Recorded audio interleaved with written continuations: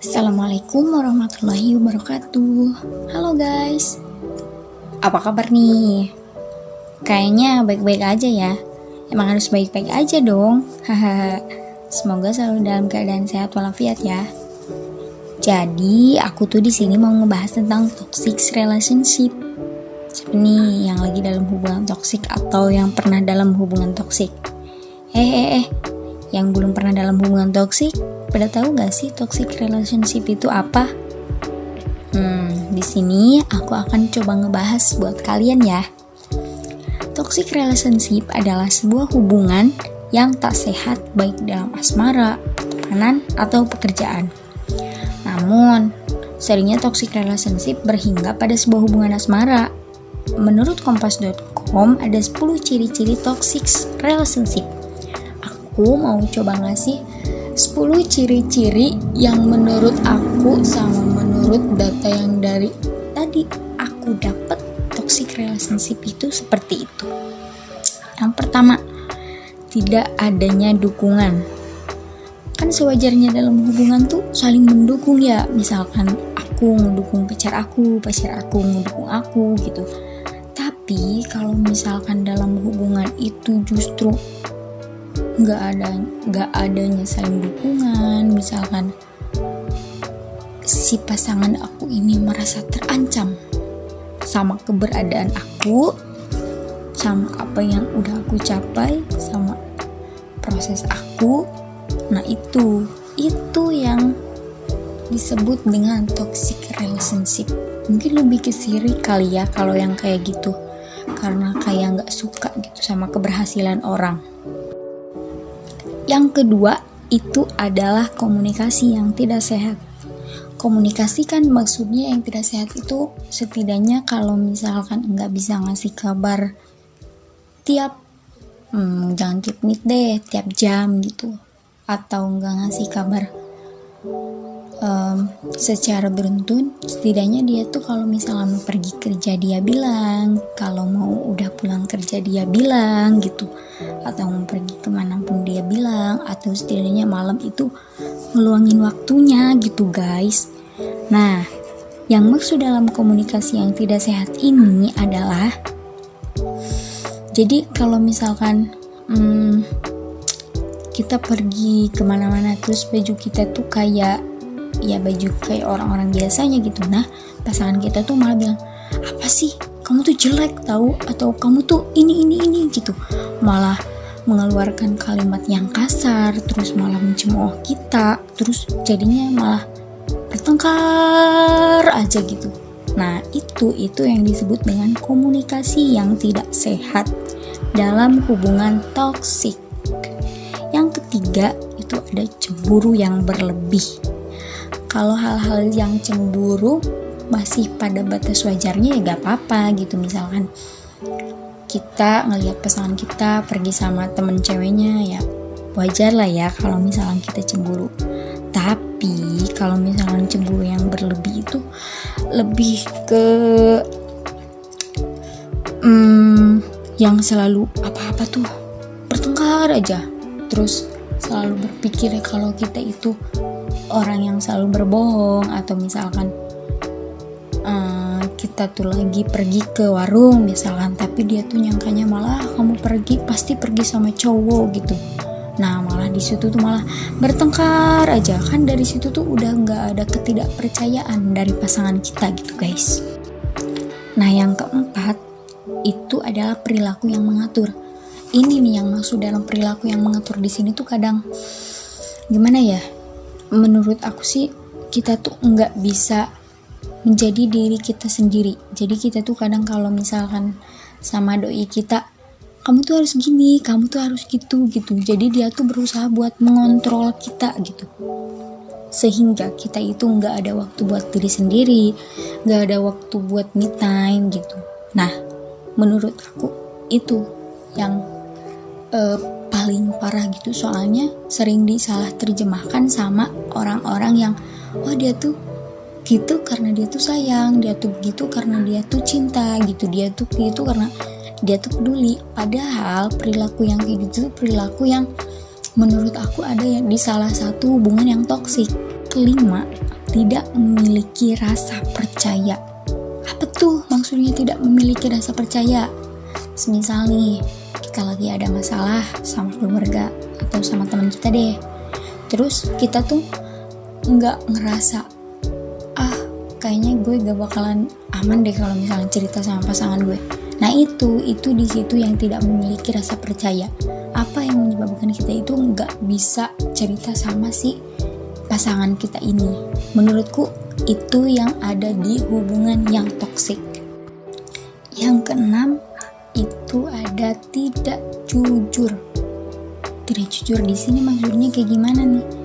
Maksudnya bukan karena kita berbohong tiap apa yang kita lakuin, mungkin itu juga termasuk sih, tapi lebih ke tidak jujur kalau misalkan kita itu melindungi diri kita sendiri. Misalkan apa ya, pokoknya kalau misalkan kita harusnya tuh kan jujur gitu, tapi kita tuh gak mau. Karena apa? Karena kalau misalkan kita jujur, kita tuh misalkan bakal disiksa, dipukul, atau misalnya dia tuh bakal mencemooh kita atau gimana gitu. Nah itu yang termasuk dalam hubungan yang toksik, ketidakjujuran. Padahal kan ketidakjujuran itu adalah hal yang utama ya. 7, itu tidak mengingat momen-momen penting. Sering terjadi dalam hubungan kalau misalkan biasanya cowok sih yang gak nginget.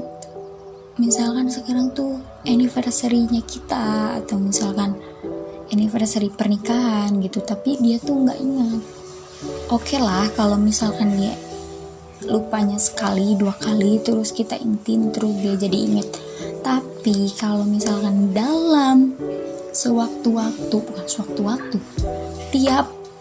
tiap waktu gitu dia tuh nggak inget gitu sama momen-momen penting itu, ya mungkin dia nggak pernah merasa hubungan atau tanggal itu tuh penting gitu guys. Jadi kayak dia tuh lebih ke gak menghargai pasangannya gitu. Menurut aku kayak gitu sih. Yang ke-8 itu kebiasaan finansial yang buruk.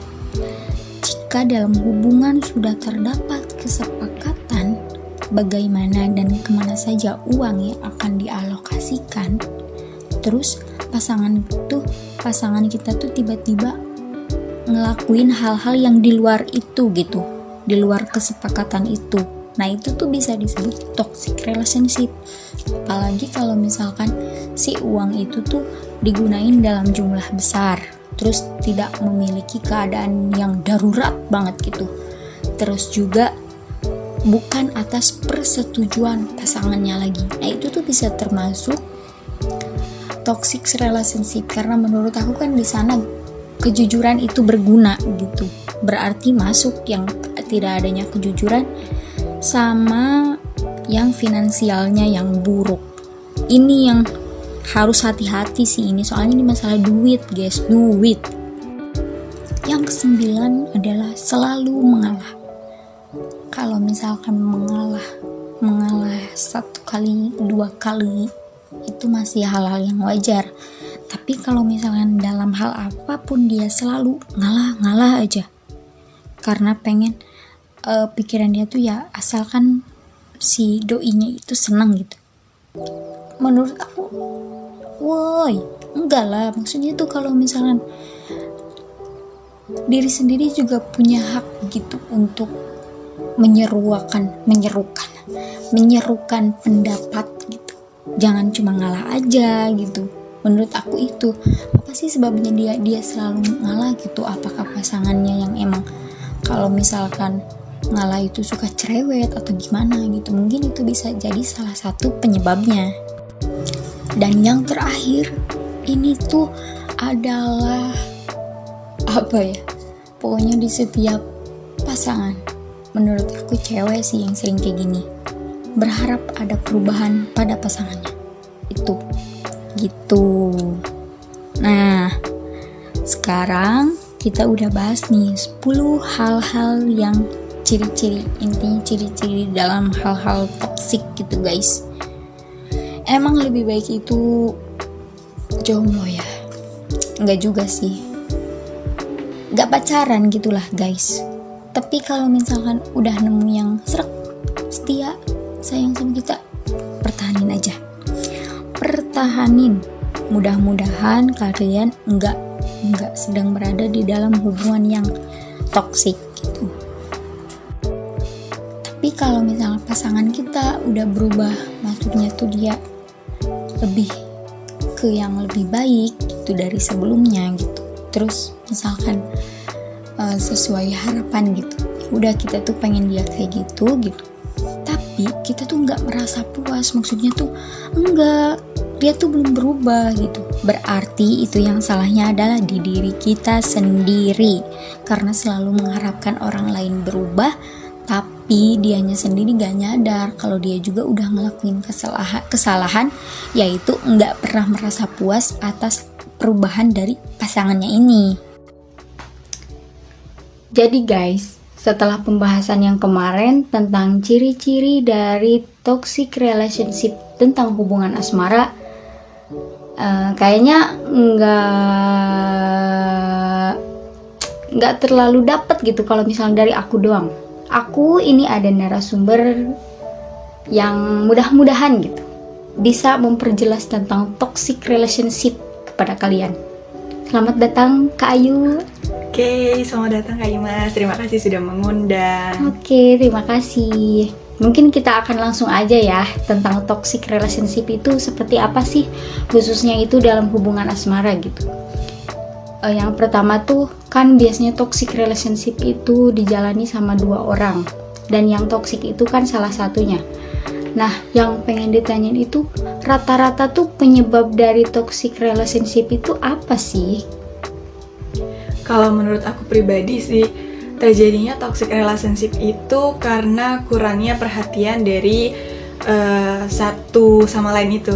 Kayaknya salah satu dari mereka itu merasa bahwa dia tidak diperhatikan. Jadi dianya itu pengen diperhatikan, tapi secara nggak sadarnya si satunya nggak merasa gitu. Oke, berarti bisa disimpulkan karena kurangnya perhatian berarti ya? Iya, salah satu penyebab pertamanya sih menurut aku karena kurangnya perhatian, nanti ujung-ujungnya akan merembet ke suatu hal yang lain gitu. Bisa jadi nanti mengekang, terus menuduh, atau bahkan melarang lah intinya gitu. Berarti malah merujuk kepada hal-hal yang negatif gitu. Iya, benar. Nah, setelah timbulnya penyebab itu kan kadang ada salah satu yang atau si pasangannya itu nggak nyadar ini tuh hubungan yang toksik atau apa gitu. Nah, salah satu yang emang harus bikin kita itu sadar kalau kita itu ada di hubungan toksik itu gimana sih gitu? Kalau menurut aku ya, emang susah sih untuk menyadari bahwa hubungan itu toksik atau enggak gitu. Karena kalau si salah satunya merasa itu biasa aja, dia nggak akan mikir kalau ini nih toksik nih. Kecuali kalau ada orang yang bilang atau dia membandingkan dengan hubungan orang lain gitu. Biasanya kayak gitu ya, awal mulanya dia ngerti kalau hubungan dia toksik karena dia bandingkan, kok hubungannya mereka nggak sama ya kayak hubungan aku ya, kok hubungan aku merasa aku tertekan ya. Nah, dari awal mula dia ngerti kalau ini toksik karena perbandingan itu sih menurut aku, karena dia merasa dia tertekan dengan hubungan yang dia jalani gitu. Oh, berarti karena harus ada kesadaran dari dirinya sendiri berarti.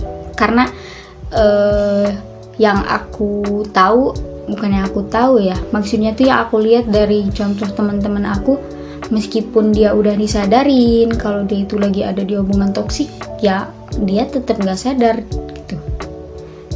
Tetap nganggapnya itu kalau itu tuh bentuk dari rasa sayang dan rasa peduli. Nah, itu. Iya, benar. Jadi alibinya orang yang toksik gitu ya, itu nganggapnya aku sayang kamu, makanya aku melarang kamu gitu kan. Kalau itu sebatas wajar, mungkin kita bisa nganggap wah dia emang sayang aku makanya dilarang gitu. Tapi kalau sudah berlebihan, menurut aku kayak nggak boleh berteman dengan cewek, kamu nggak boleh ketemu sama cewek, atau sebaliknya gitu ya, ceweknya nggak boleh ketemu sama cowok, atau bahkan deket dampingan aja nggak boleh, marah-marah, ngadu mau putus, ngancem mau ini mau itu. Nah, menurut aku itu sudah berlebihan gitu, karena kalau hubungan yang sehat, mau kita berteman dengan siapapun, kalau kitanya emang positif ya, kalau kitanya mikir kamu punya aku punya kamu, aku nggak akan berpaling, gitu. Jadi kalau orang yang toksik, dia ketakutan tersendiri gitu, ada ketakutan tersendiri bahwa dia akan melakukan hal ini agar si ini nggak macem-macem gitu. Tapi ada yang kayak gini kadang Kak Ayu, misalkan hubungan yang jarak jauh gitu. Oh iya, LDR gitu. Ya, terus kan kalau misalnya padahal kita tuh viewer lagi kerja kelompok gitu, tapi pacar kita tuh enggak, kamu pasti bohong, coba coba ini. Nah itu tuh termasuk hubungan yang toksik atau enggak gitu? Kalau menurut aku sih itu sedikit itu ya, berlebihan gitu, bisa dibilang itu juga toksik. Kalau dari kitanya sudah memberikan alasan, kalau kita udah memberikan kepercayaan atau alasan bahwa kita sudah jujur gitu kan, aku kerja kelompok, aku ngerjakan sama ini. Tapi kalau dia ada kekhawatiran yang berlebihan, itu tuh perlu kita curigai gitu. Kenapa dia seperti itu gitu? Tapi kita nggak bisa menyalahkan dianya kenapa berlebihan ke kita. Mungkin dari latar belakang dia pernah dibohongin, atau bahkan dia punya pengalaman yang sama gitu ya, ketika ada masa lalunya berpamitan, ternyata dia melakukan hal yang mungkin dia sudah mempercayai tapi dibohongin. Nah gitu, akhirnya dia melakukan hal tersebut sama gitu, sama yang baru dia lakukan seperti itu. Nah jadi bisa dilihat dari latar belakang sebelumnya. Berarti ada ketakutan tersendiri gitu. Itu bisa dialihkan dengan bukan karena tidak percaya, tapi karena dia lebih sayang pada diri sendiri gak sih kalau kayak gitu misalkan, karena kadang kan udah nemu orang baru tapi luka lama masih dibawa. Nah mungkin itu bisa jadi penyebab ya. Iya, mungkin dari trauma itu sih dia belum bisa berdamai, atau dia masih kekhawatirannya tuh cukup dalam gitu untuk memulai gitu. Akhirnya dia cukup curigaan, nggak bisa percaya sama orang lain, atau bahkan dia mengulang hubungan juga mungkin terbayang-bayang sama masalah lalu gitu. Nah dari hubungan yang toksik ini gitu, dampaknya apa sih gitu? Misalkan dampaknya ke keluarga, ke pertemanan, atau ke dirinya sendiri gitu. Apa yang bisa menyebabkan dampak, entah dampak dari hal buruknya atau hal baiknya gitu dari hubungan toksik ini? Dari hubungan toksik ini ya, dari yang toksiknya, orang yang toksik ini, mereka akan kehilangan orang-orang yang mencintai dia gitu. Orang-orang yang akan bersamanya kelak gitu kan. Tapi untuk dampak negatifnya pasangannya yang menerima hubungan toksik ini, dia akan kehilangan teman-temannya kalau dia nurut gitu. Kalau seandainya kita dikekang nih, contohnya kalau kita lagi main, pulang cepet gitu, kamu nggak boleh kumpul sama teman-teman kamu harus sama aku pokoknya gitu kan. Berarti dia akan kehilangan gitu, kehilangan kebahagiaannya atau masa-masa bersama dengan teman-temannya gitu. Kalau dari hal-hal kecil itu sih bisa nanti merujuk ke keluarga, bisa itu. Nah, hal apa sih yang kalau misalkan kan hubungan yang kayak gitu tuh berarti nggak mungkin dong kalau backstreet gitu, pasti udah dikenalin ke keluarga gitu. Nah, apa sih yang bisa dilakuin oleh orang terdekat keluarga gitu? Misalkan gimana ya, disuruh putus enggak, tapi coba merubah si pasangannya ini harusnya kayak gimana gitu. Salah satu cara ya, orang terdekatnya itu sih menurut aku nasehati gitu. Kalau dia sudah mengerti tentang hubungan ini tuh terlalu toksik, tapi kan orang lain nggak mungkin tahu kalau salah satunya nggak cerita atau nggak curhat gitu kan.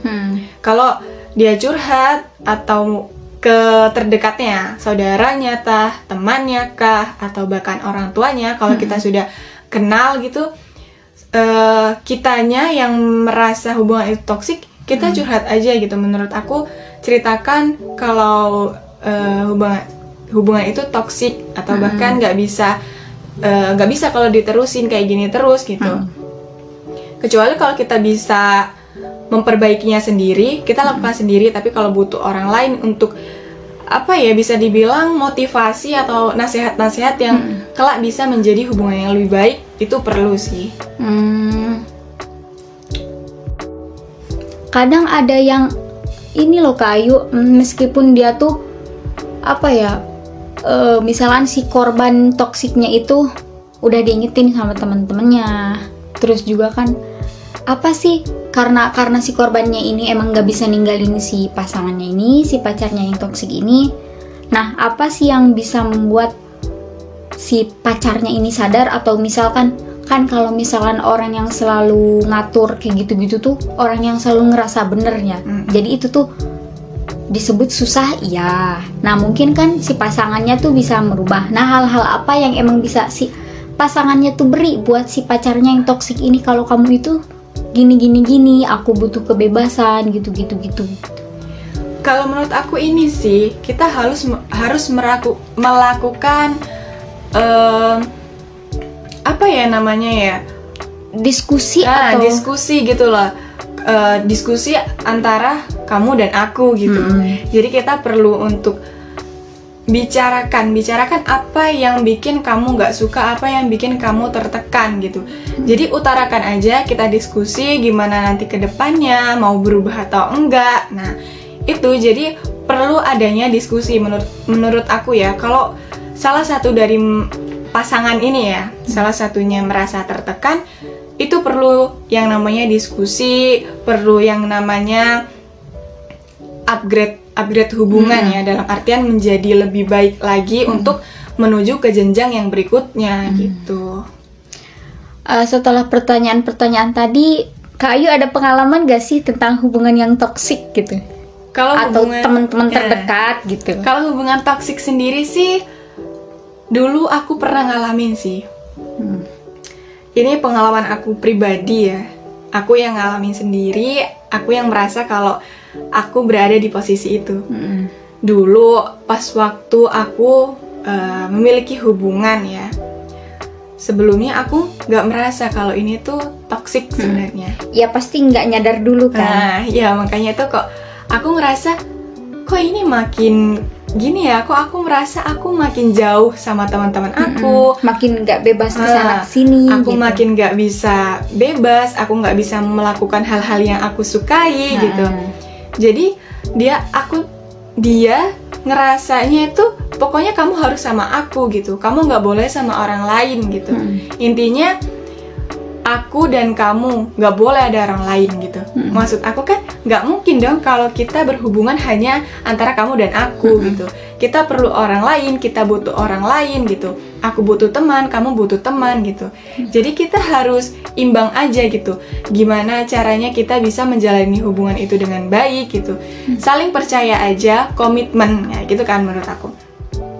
Tapi berbeda gitu pendapatnya dia gitu. Aku ngerasa dia toksik itu ketika pokoknya kamu nggak boleh, kamu harus minta tolong semuanya ke aku gitu kan. Kan nggak mungkin dong kita berada di tempat yang jauh seandainya gitu ya kan, kita LDR gitu, kita minta tolong ke orang terdekat kita kan, pastinya di lingkungan kita kan, kita nggak mungkin manggil pasangan kita untuk datang gitu kan, nggak mungkin. Tapi dia marah gitu, ketika aku minta tolong ke orang lain dia marah gitu. Menurut aku itu sudah keterlaluan gitu. Kenapa kamu marah gitu kan? Aku bilang kan. Terus dia, berarti kamu selingkuh kalau gitu. Nah, jadi kan kesalahan komunikasinya itu loh. Oh, berarti ada miskom. Miskomnya mungkin dia punya masa lalu yang seperti itu. Aku juga nggak tahu. Dan akhirnya kita debat, kita sudah salah paham, kita nggak bisa memperbaiki. Akhirnya kita pisah gitu. Cuman hanya masalah sekecil itu bisa merubah hubungan jadi berantakan. Kita nggak bisa melanjutkan apa ya, hal-hal yang kita sukai kayak gitu. Jadi dampak dari toksik itu sendiri bisa merubah keadaan kita jadi lebih buruk sih menurut aku. Setelah pengalaman itu tuh Kak Ayu, kalau misalkan nyari cowok gitu yang deketin, apakah ada kriteria yang emang lebih fix atau jangan yang kayak hubungan toksik gitu? Karena kan Kak Ayu udah berpengalaman sendiri berpacaran sama orang yang toksik itu kayak gimana gitu. Apakah lebih berhati-hati atau gimana gitu? Ya gimana ya, cari hubungan sepasang kekasih itu emang gak mudah. Kita tuh susah, kita apa ya yang namanya ya, menyatukan dua pola pikir yang berbeda gitu kan. Jadi otomatis kita juga berhati-hati dalam memilih pasangan gitu. Nggak mungkin sih kalau seandainya kita apa ya punya kriteria yang seperti ini kita dapat yang sesuai dengan apa yang kita inginkan, itu nggak mungkin. Tapi kita bisa memperbaiki hal-hal tersebut gitu. Kalau kriteria sendiri sih aku apa ya, yang penting nggak terlalu mengekang sih, nggak terlalu apa ya, nggak terlalu toksik gitu ya menurut aku. Jadi kalau pertama-tama mungkin kita nggak tahu kalau dia toksik atau enggak. Mungkin selang 1 bulan atau 2 bulan gitu kan. Biasanya nggak langsung dilihatin ya. Iya, pertama kan orang kenal baik, manis-manis dulu gitu. Baik, nggak taunya akhir-akhir kayak gitu. Jadi ya itu sih, aku pertama-tama juga karena udah berpengalaman ya, jadi mewanti-wanti atau bahkan kita itu sih aku lebih mempertahankan cara komunikasi yang baik gitu. Jadi aku perlu komunikasi sih, karena biar nggak miskomunikasi. Karena hubungan yang toksik menurut aku karena kurangnya komunikasi, terus karena kurang percaya satu sama lain. Jadi aku menerapkan ke hubungan aku berikutnya, aku harus menjaga komunikasi yang baik, terus saling percaya, terus apa-apa itu kayak kabar itu loh. Kabar itu menurut aku penting, yang paling penting sih. Oke, sekarang udah ada di penghujung Kak Ayu, karena tadi udah ngebahas yang lain gitu. Tipsnya nih buat orang-orang yang sedang ada dalam hubungan toksik atau orang-orang yang sedang mencari pasangan yang dia itu ada trauma tersendiri dari masa lalunya, itu gimana? Oke, jadi tips untuk orang yang berada di hubungan yang toksik nih. Jadi menurut aku perbaikilah hubungan yang toksik itu menjadi hubungan yang lebih baik, hubungan yang lebih harmonis, hubungan yang lebih nyaman lah intinya. Kalau semisalnya emang hubungan itu tidak bisa diperbaiki, lebih baik tinggalkan menurut aku gitu ya. Banyak kok orang-orang yang akan menerima kita, menerima kekurangan kita, menghargai pendapat kita, menghargai apapun yang kita suka gitu. Hubungan yang lebih dewasa intinya. Banyak kok orang yang seperti itu kalau kita bisa menjadi salah satu orang-orang yang seperti itu gitu. Kalau emang hubungan toksik itu susah untuk diperbaiki, menurut aku jangan segan-segan cari yang lain, karena jodoh itu adalah cerminan kita gitu. Kalau nggak lebih baik ya mungkin kita yang perbaiki gitu. Untuk orang-orang yang memiliki trauma, kalian jangan takut untuk mengulang hubungan gitu kan. Mencari hubungan yang kenal dengan orang baru, kalian jangan takut, karena nggak semua pasangan itu akan sama dengan masa lalu kita gitu. Kalau kita sudah mulai berdamai dengan masa lalu kita sudah melupakan, kita sudah ikhlas dengan apa yang sudah kita lalui, insya Allah kita akan mendapatkan orang-orang yang akan menyayangi kita lebih dari dia gitu. Jadi cukup ya semangat aja lah. Intinya itu sih, jangan mudah percaya dan juga jangan terlalu menyepelekan kepercayaan gitu sih. Oke, terima kasih Kak Ayu atas ketersediaan waktunya telah menjadi narasumber di podcast saya. Oke, terima kasih juga sudah mengundang saya gitu. Sangat bersyukur sudah diundang di podcastnya. Alhamdulillah. Akhir kata dari saya dan narasumber saya, Kak Ayu. Wassalamualaikum warahmatullahi wabarakatuh. Bye-bye. Bye.